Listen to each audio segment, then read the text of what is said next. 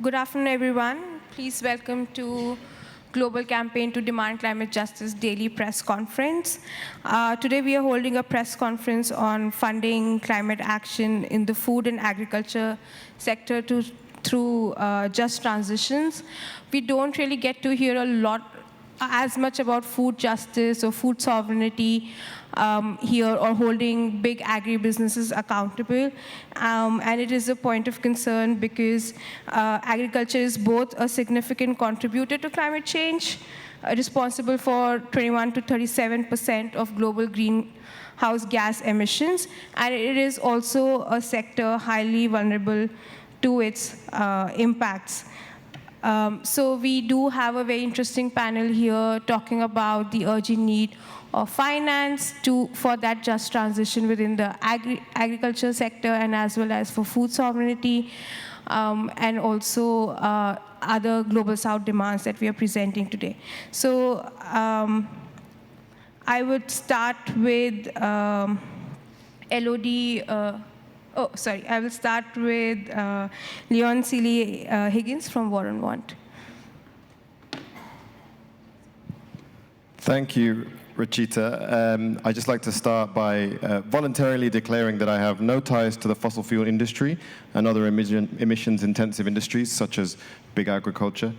At this COP, for the second time ever, just transition is formally on the agenda, but what do we mean when we talk about just transition?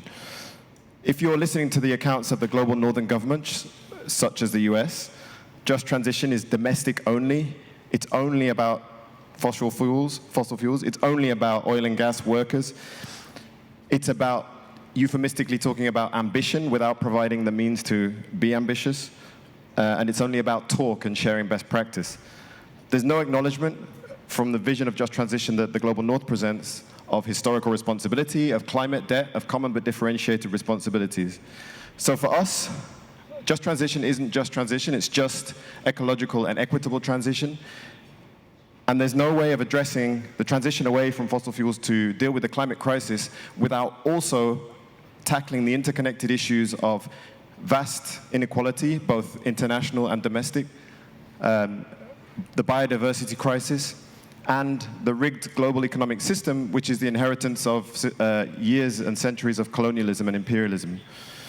So how do we address that history? How do we tackle those combined impacts? We do that through a vision of just transition, just ecological and equitable transition, which is expansive, which is about, yes, transitioning away from fossil fuels, but also about workers in all sectors, including, for instance, peasant farmers, including those who grow our food, including demilitarization and divesting from other destructive industries, such as the military. Doing that would help to provide the resources necessary to pay for an expansive just transition. And that expansive transition would also include a positive vision of whole of society transformation, such as the securing food sovereignty and the right to food, such as making sure that everybody has access to sufficient publicly owned energy, such as making sure that we see an expansion in the care economy where there might be a contraction in the destructive economy, such as making sure that everybody in the world, not just those who live in countries with economies wealthy enough to provide them, has access to universal basic services, such as the right to healthcare and access to other important services such as transport, education. It also means allowing people to have the right to stay when climate disasters hit them, and our people on the front lines are suffering the impacts of an unjust transition as we sit here and hear the talks proceed. So as I finish up, I just want to flag that instead of this expansive and visionary image of a just, equitable, and ecological transition, we see in the negotiating halls the same dynamic we see in the finance discussions, the same dynamic we've seen on mitigation and other issues, which is that there's an attempt to just talk, there's an attempt to neglect historical responsibility, for the rich countries not to acknowledge the fact that they have got rich through colonialism and through the carbon-intensive economy. And without addressing this kind of imbalance within the formal structure here, we're never going to see the just transition that would allow us to secure food sovereignty and food justice. Yeah, thank you. Thank you so much, Leon. We'll now hear from Elodie Guyon from World Animal Protection. Thank you, Rashida. I'm going to start by also voluntarily declare that I have no ties to the fossil fuel industry and other emission-intensive industries, including big agribusinesses, and no conflict of interest. So the global system of industrial agriculture, including animal production, fishing, and aquaculture, is inequitable, inefficient, financially flawed, and environmentally unsustainable. It is a leading source of greenhouse gas emissions, air and water pollution, habitat loss and degradation, biodiversity loss, and exploitation of people and animals. It is incompatible with global agreements to address the climate emergency, sustainable development, and the biodiversity extinction crisis. In recent years, agriculture has been increasingly recognized both as a major contributor to climate change and as a sector that is significantly affected by it. Our food systems are already experiencing negative impacts from higher temperatures, droughts, more variable rainfall, and more frequent extreme weather events, which will only worsen as climate change accelerates. Our global food system is responsible for 1/3 of human-caused greenhouse gas emissions globally and accounts for at least 15% of fossil fuel use annually. Estimates of the contribution of animal agriculture make the global greenhouse emission range from 11.2 to 19.6% and are far higher when factoring in emissions from land conversion for animal feed production and grazing. The biggest 15 meat and dairy companies produce roughly the same as the total greenhouse emission as Germany, the world's fourth largest economy. Global food system emissions driven by unsustainable practices in industrial farming, fishing, and aquaculture make hitting the 1.5 target impossible, even if fossil fuel emissions are phased out immediately. The IPCC actually has warned that food system emission alone will threaten the 1.5 and 2 degree targets. Experts say emissions from animal agriculture must fall by 50% by 2030 to align with the Paris goals. However, current NDCs only account for 5.3 reduction by 2030, far short of the 43% needed to limit global warming to 1.5. Addressing agricultural emission is also critical to ensuring food security. Rising temperatures, poor soil, and unreliable rains reduce crop yields, lower crop nutrients, and increase heat stress in grazing animals, leading to higher mortality and less productivity. These challenges have an even greater impact on smallholder farmers and pastoralists. The UN Food and Agriculture Organization estimates that livestock contributes to the livelihoods of about 1.7 billion people, and 70% of those employed in the sector are women. Their traditional form of livestock production are being replaced by industrial livestock systems pushed by meat and dairy companies.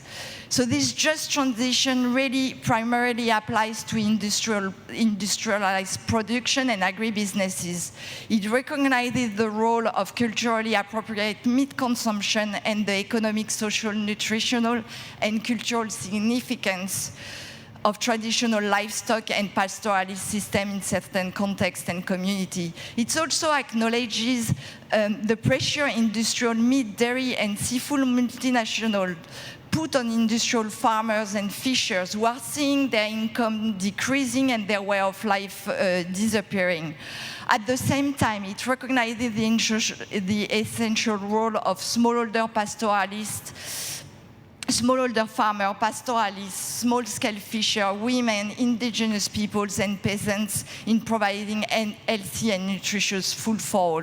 So the just transition is really an opportunity to address and advance the condition and livelihoods of these groups, including industrial farmers, by improving the current system through the adoption of agroecology, high welfare standard, and the strengthening of food system governance, including the recognition of traditional land rights of smallholder and marginalized groups, particularly women, people of color, and indigenous communities. Equitable, humane, and sustainable food systems are climate resilient and governed through local, inclusive, and democratic participatory process. They reduce greenhouse gas emissions, support biodiversity, protect animal welfare, empower workers, and promote food sovereignty that ensures food security. By doing so, this system generates positive social, economic, and environmental outcomes that are necessary to achieve the goal of key global agreements. The stakes couldn't be higher. Our food systems are already bearing the brunt of climate changes without urgent action. The Paris agreements and biodiversity target and sustainable development goal will remain out of reach. Thank you. Thank you so much, Elodie. We'll now hear from Andrea Echeverri from Global Forest Coalition. Hi, everyone. I also voluntarily declare that I have no ties to the fossil fuel industry, another emission-intensive industry, including big agribusiness, and that I have no conflict of interest. The failure of this convention is evident. Their mission is to tackle climate change and have profoundly failed as emissions keep rising. Those are not just numbers of particles per million or CO2 equivalent, etc. We're talking about lives. As we speak, the president of my country, Colombia, has declared a national emergency as floodings had affected over 100,000 million people, and Bogota, the capital, is in the middle of a drought, and over 8 million people don't have access to water. This has affected households, animals, crop, wildlife, rainforest. And decision makers are not just acting according to the urgency and to the daily suffering of all forms of life. We're urging them to understand that the crisis will also reach out to them, that they will feel the floodings, that they will feel the drought. We need to understand that the climate change is a crisis on an interconnected way. While the essential demands of the CSOs for phasing fossil fuels out remains unheard, we also need to understand that the food system transformation is unavoidable to avoid the intensification of this catastrophe that we're experiencing. Yesterday, there was a side event by the FAO, the World Bank Group, and different governments, and they did acknowledge the urgent need to have climate finance for agri-food systems that are more resilient. Currently, the finance for adaptation and mitigations for the agri-food systems, it's only 43%. And they also acknowledge that that this one must be a central component. But what do we want? What do we want to be financed? Activities that are involving false solutions such as carbon farming, such as intensive and extensive cattle ranching. The portal of the Sharm el-Sheikh Working Group has also a narrative that is not tackling the roots of the problem. They're not talking about the conflict of interests that underlie under this other parallel negotiation that are existing. In the event of the World Bank Group yesterday and the FAO, They highlighted the Emirate Declaration. The Gates Foundation was also there. And one question that we have, if these multi-stakeholder initiatives are gaining more space, where's finance coming from? What is going to finance actually? How is it going to benefit the communities and all ways of life? It is going to be community-driven. It's not going to be community, but corporate driven. Who has the power to decide on our narrative on on how do we want to finance? Alone is not a finance response that we will want. And there was neither in the negotiations of the Sharm el-Sheikh Joint Working Group or in the side event to gender.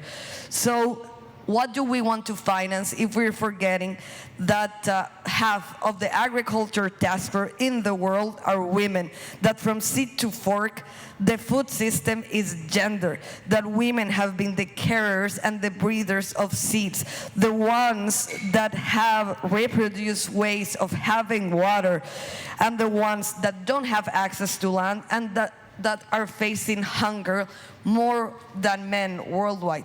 There is not climate justice without an agri-food system change, and that change won't happen without enabling conditions for women to continue reproducing life, including but not limited to adequate and sufficient finance for maintaining care, not for maintaining profit, not for false solutions that will also increase the gaps and the injustice in the agri-food system, like the climate-smart agriculture, like the so-called sustainable intensification of livestock, such as climate-smart agriculture.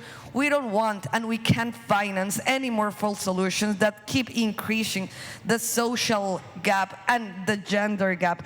We need women to tackle the climate crisis. We need women to transform the world into one that fits all forms of life. These are not solutions that we can't keep undermining. We need to have life at the center of life, and women have the knowledge to do that. While they're working for agroecology, for agroforestry, not the one promoted by banks, while they keep breeding seeds, among other solutions, including them as an active and urgent voice is not only a matter of need, but of urgency. Thank you. Thank you so much, Andrea. We'll now hear from the last presentation from Vanan Pumpimbul from Climate Watch Thailand. Thank you very much. First of all, I voluntarily declare that I have no ties with fossil fuel industries and other emission-intensive industries, including big agro-business, and no conflict of interest. A just transition is not just only changing fuels, for example, from coal to renewables. It's not just only from coal or natural gas to renewables. But those are, but still in the hands of the corporations. That is not a just transition. And it is not reducing methane emissions, but corporates and corporations are making profits. The use of fossil solutions like carbon credits and also nature-based solutions and also climate smart agricultures are destroying a lot of livelihoods and environmental resources at the ground. And also the corporations who are implementing those are getting the benefits. And these are not just transition. We have to see what the just transition is.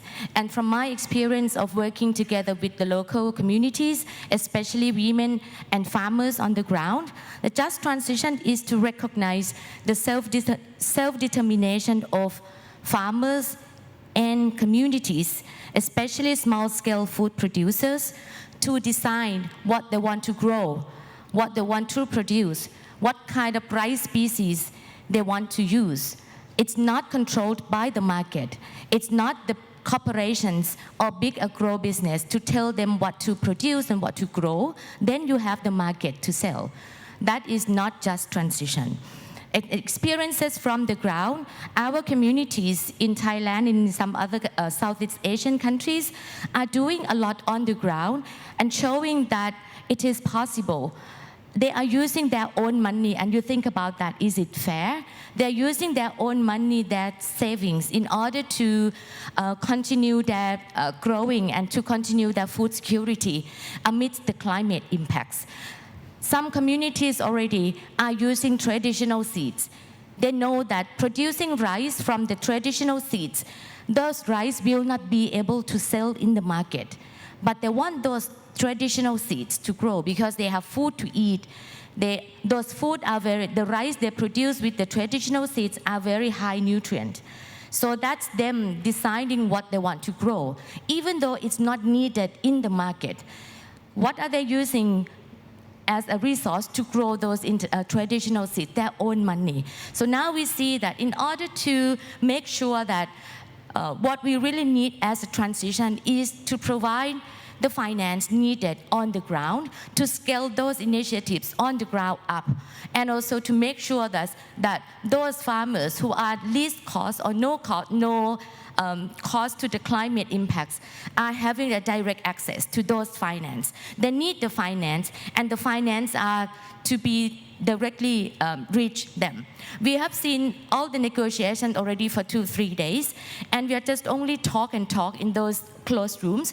But outside the rooms of negotiations, there are initiatives on the ground, plenty of them. Let's hear those, let's recognize those, and let's also amplify the voices of those who have been implementing initiatives on the ground, and also join them to demand the climate finance for the just transition in the food system, and to make sure that they have direct access to those finance. It's not through the corporations, and that would be the real and genuine transition. And thank you. Thank you so much, panelists. We'll now open up for questions from the floor. Please make sure that you identify yourself, and we would like to give preference to the media before others. Thank you.